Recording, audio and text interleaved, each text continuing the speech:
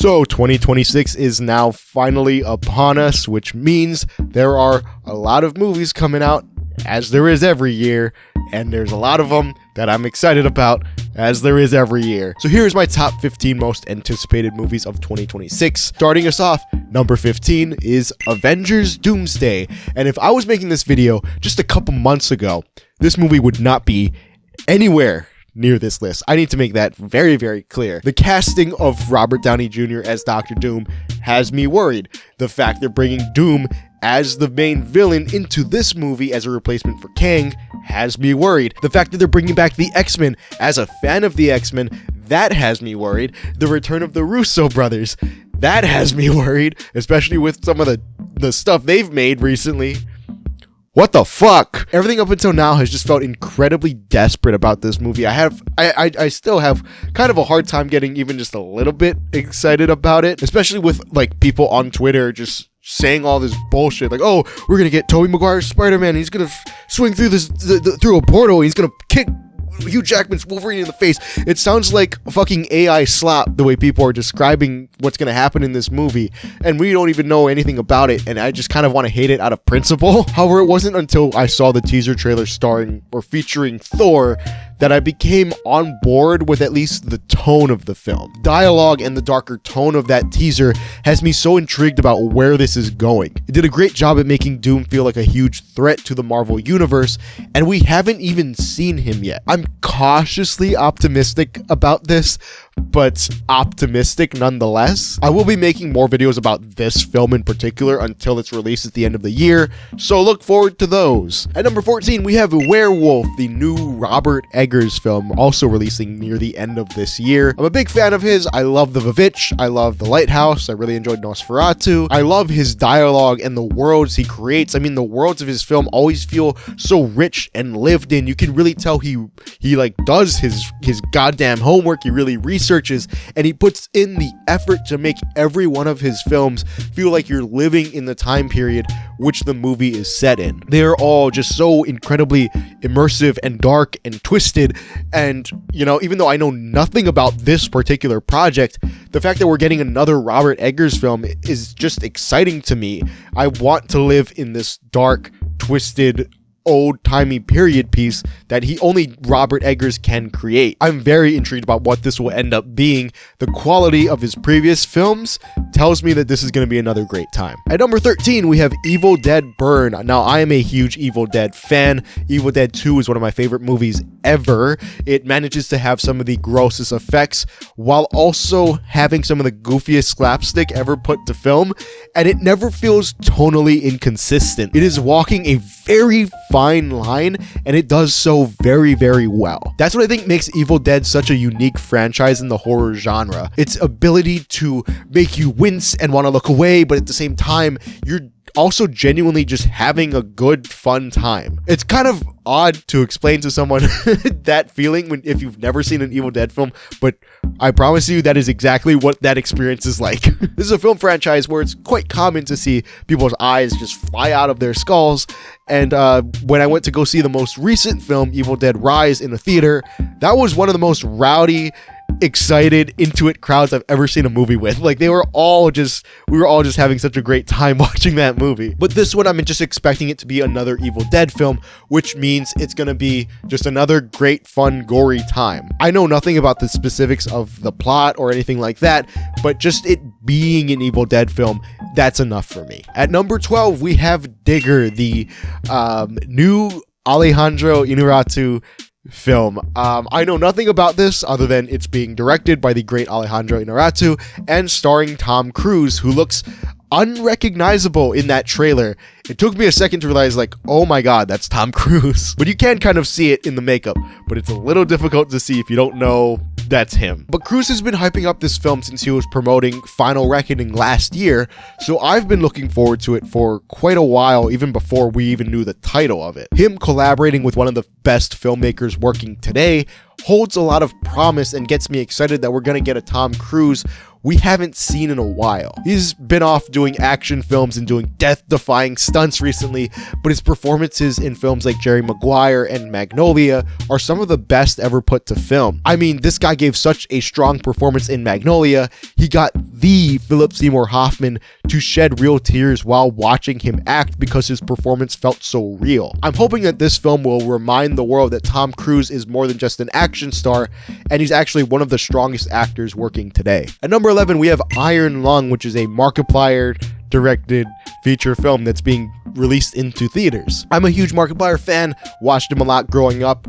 I'm just excited to see what he cooks up, man. This is his first feature, and it's based off of an indie horror game, which is very fitting for him since that's what his channel is. He's playing indie horror games. Makes sense to make a film based off of one of them. I'm not too familiar with the game Iron Lung.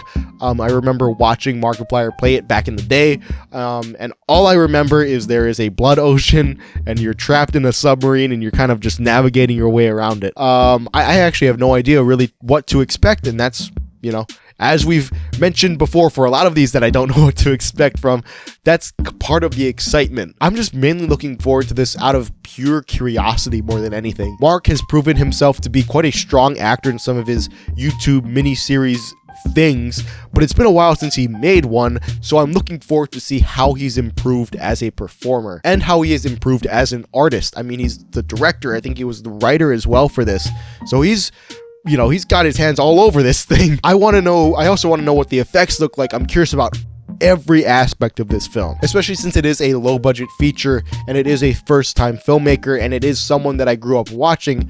I want to see him throw his hat into the ring of horror filmmaking, and I can't wait to see what he came up with. At number 10 is Clayface. Now, this would have been way higher on my list had we made this video a few months ago. It's a new body horror film about the DC villain Clayface and his origin story, and I'm not gonna lie to you, I don't know anything about Clayface.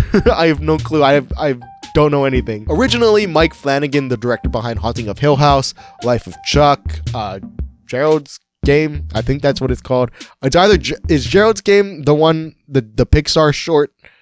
Someone is going to correct me. It's either Gerald's Game or Jerry's Game, and I can't remember which one's the Stephen King project. But yeah, he was attached to direct this at first, but then he had to drop out to go film his Carrie miniseries.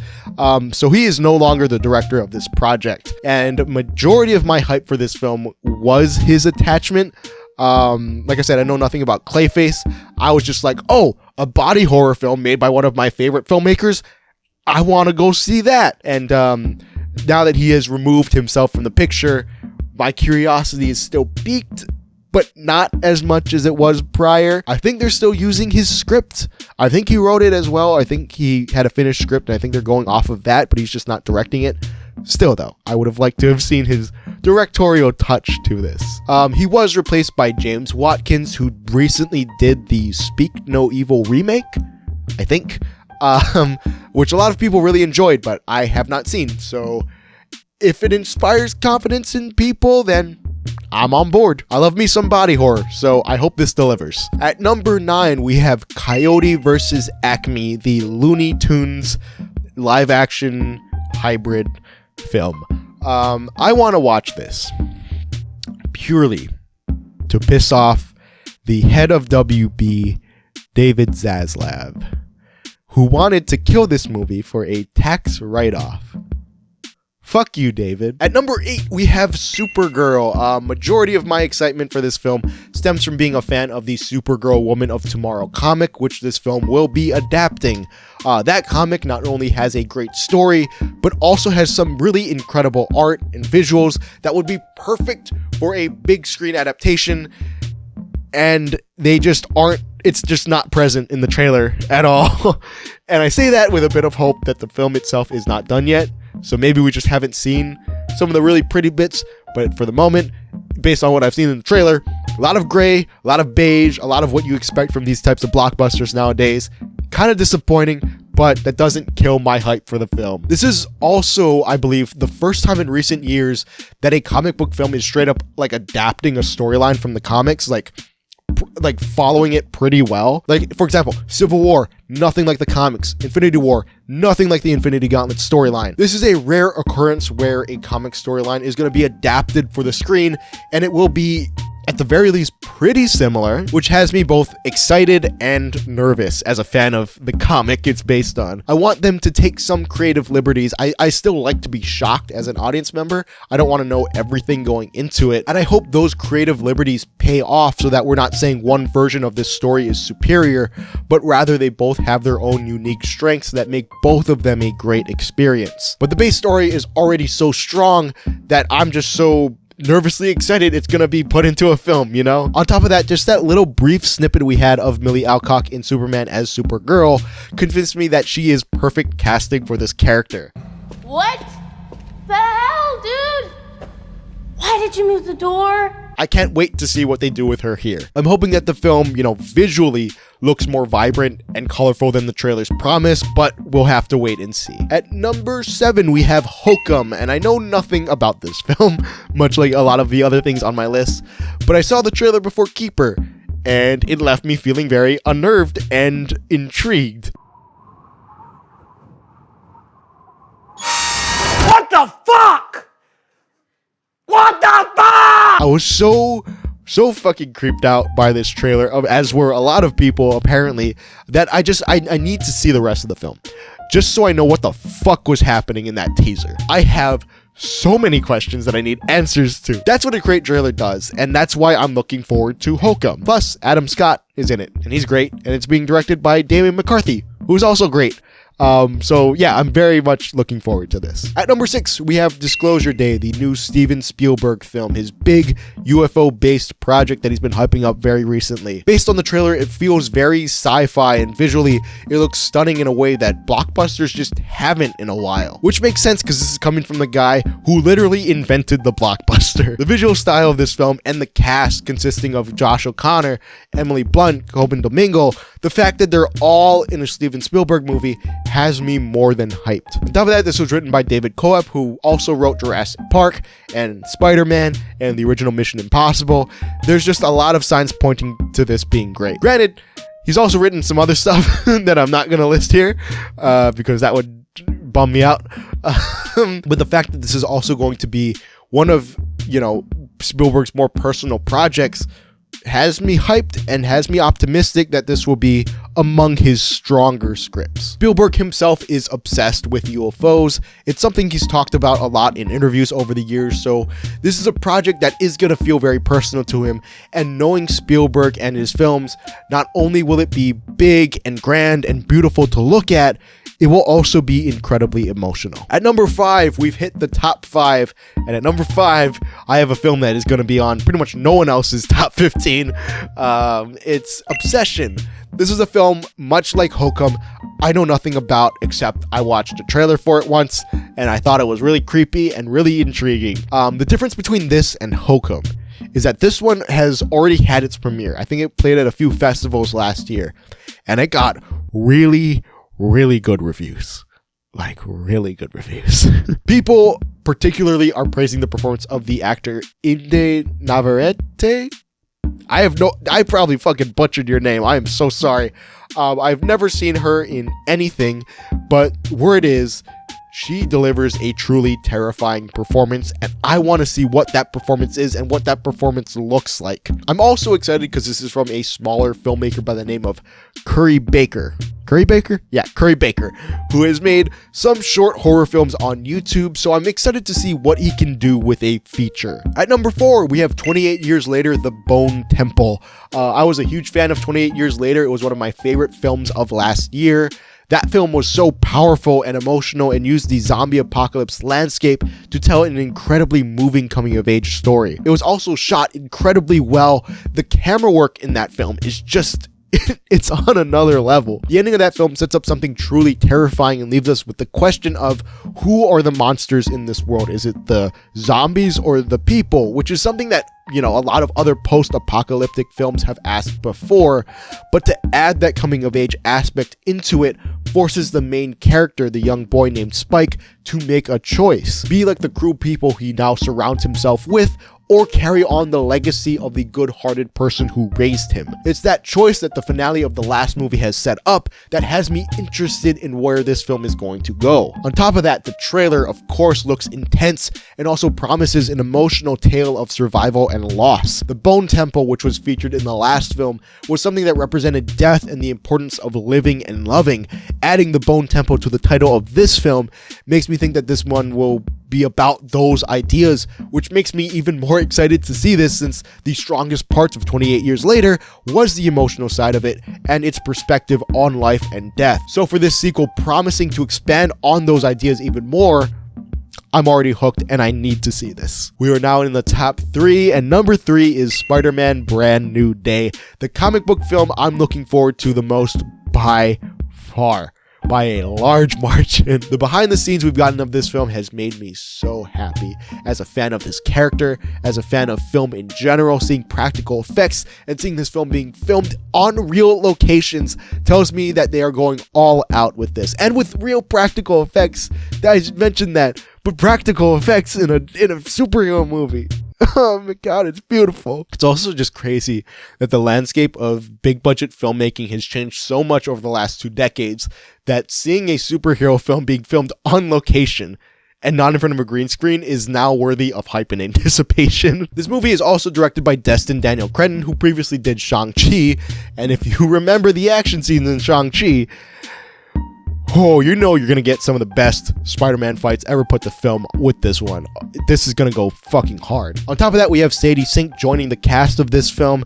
Her character has not been revealed as of yet, but a lot of people think she's playing Jean Grey or MJ or one of those two. Those are the two ones that people are like, she's playing Jean Grey, she's playing MJ. Those are the two ones that's, the most popular right now. I don't know. I don't have a preference between the two. I'm just hoping they don't waste her potential. That's what I say. Sadie Sink is one of the strongest young actors to come out of Stranger Things, so she has the potential to be a star player in this franchise long term, whether that's as Jean Grey or as MJ or anyone else. Black Cat, I don't fucking know. This is just an actor you want to keep around in this franchise, and I'm glad she's gonna be in it. We are also getting Jon Bernthal as the Punisher in this film, which sets up a great feud between their two ideologies and also opens the door for a potential Daredevil, Spider-Man, and Punisher team up down the line, which would just make little nerd me so happy. There's just a lot of hype and a lot of promise surrounding this film, promise of a new style for this film, promise of a new strong character in the MCU, promise of exciting character dynamics, all of which makes this one of my most anticipated movies of the year. At number 2 is a film that could have been number 1 on any other year. It's Dune Part 3. Denis Villeneuve's Dune films, or just Denis Villeneuve's films in general, are pure cinematic bliss. I mean, Blade Runner 2049 is one of my favorite films ever. Dune Parts 1 and 2 are both 2 of the best blockbusters in recent years. They are so grand and so big in scale. They're, both giant sci-fi epics that live up to that title. But underneath all of that, is a very emotional story. While they are big and they are grand, they also capture this strong feeling of isolation and loneliness and dread that make them so intriguing. Dune Part 3 is going to be the conclusion of this story. Denis Villeneuve has talked about viewing the lead character of Paul Atreides as a tragic figure and how he doesn't want the audience to think of him as a hero by the time the trilogy is done. We got a taste of that in Part 2 with Paul Atreides transitioning from a messianic figure to a space fascist and then starting a war with the entire galaxy. But Part 3 is really going to lean heavy into the consequences of his actions in Part 2. If you left the theater thinking that Paul was a hero, you're not going to have that feeling after Part 3. Having not read the Dune books, I'm just looking forward to seeing how the story concludes. I have no clue where it's going besides a giant space war or potentially the aftermath of a giant space war. I'm just watching it to be swept up in the emotions of it all and the incredible sci-fi visuals that come with it. I want to feel the tragedy of Paul's story even more and see where that road leads him. I want to feel the pain his actions in Part 2 has caused. I want that dark story that I know Denis will deliver on. Any other year, like I said, this would be my number 1, but instead, my number 1 for this upcoming year, or this year I should say, is none other than The Odyssey, directed by Christopher Nolan. Nolan is undoubtedly one of the greatest filmmakers working today, and is also the only director working today that can sell a movie on his name alone. Oppenheimer would not have done as well if he was not attached to it. A 3-hour R-rated biographical film in this climate should not have made almost $1 billion, and yet it did, which is fucking crazy. And a part of that, Barbenheimer, but another big part of that is because of Nolan. People love his films. People will travel out of the country to see his films in IMAX. People have rented out some of the biggest IMAX theaters in the world to screen his films, and they sell out. Okay, these are not official screenings. These are regular people, fans, who have rented out and paid for film reels of Interstellar to fly in at some of the biggest IMAX theaters in the world just to see it in that format, and then they sell tickets for those screenings on Reddit, and they sell out fucking fast. This is fucking crazy. This is unheard of, right? His films are an event. They are, every single one of these are an event. Interstellar, Dark Knight, Oppenheimer, all of his films are events. And The Odyssey seems like a culmination of that. A grand scale sword and sandals epic that is also the first film to be shot entirely on IMAX film cameras. They literally had to invent a new camera to shoot this film on. No other director working right now can demand something like that. Him demanding to shoot this whole thing on IMAX film promises a scale and a viewing experience that will be revolutionary and change film going forward. I have never felt compelled to see a film in IMAX 70mm until this one. This is the one I might have to go out of my way and see in the format. On top of that, the visuals from the trailers we've seen so far are impressive and stunning with some really great visual effects too. I saw the IMAX prologue too, and that small snippet of the Cyclops near the end of that thing, he looked like a Guillermo del Toro creature. I mean, it's wonderful. I love it. Speaking of that IMAX prologue, it was a 6-minute scene from the final film, and that small 6-minute scene was so intense, so nerve-wracking, and it just left me wanting more. It promised something that was gonna be huge and epic and just mind-blowing. I'm just really excited to see what Nolan's cooking up. I always really enjoy his movies, and I'm sure this will be no different. But yeah, those are my top 15 movies that I'm looking forward to in 2026. What is your guys' most anticipated movie of 2026? Is it Avengers Doomsday? Is it The Odyssey? Is it Spider-Man? Let me know down in the comments below. I'm really curious to know what your thoughts are. I'm excited and curious. But yeah, that's going to do it for this one. Thank you guys so much for watching, and I'll see you in the next one. Long live cinema.